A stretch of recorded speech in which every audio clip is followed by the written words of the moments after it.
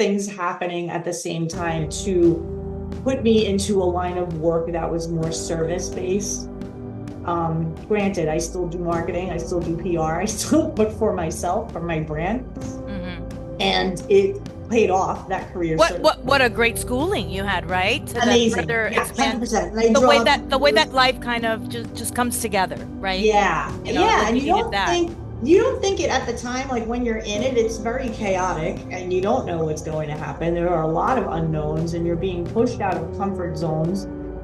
But when you're out of it and in a new timeline and you look back at that other timeline, like Yes, you I love smile that. at that girl. Like I look at that girl, I'm like, damn, like you were brave, Heck like yeah. you took a lot of risks. Heck yeah. So let me ask you, how old were you when this transition began with your divorce and moving Oh, to okay. So I got Miami Beach? divorced in 2015, but we were separated for 4.5 years prior. So it was this very relationship limbo where he lived where he lived, I lived where I lived. It was 3 blocks away. We would still go to the movies. We would still go food shopping together. He'd come over and do laundry and we'd cook together. It was like we were behaving as married people, but living separately.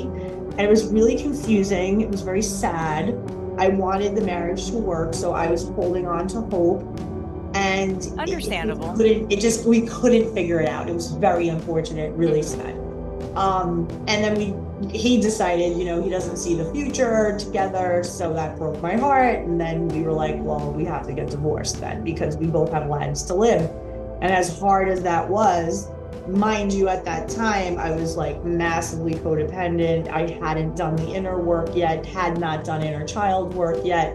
So I had a lot of this woundedness in the marriage. It was like why I showed up as I showed up in the marriage. I could attribute it to that unhealed version of myself.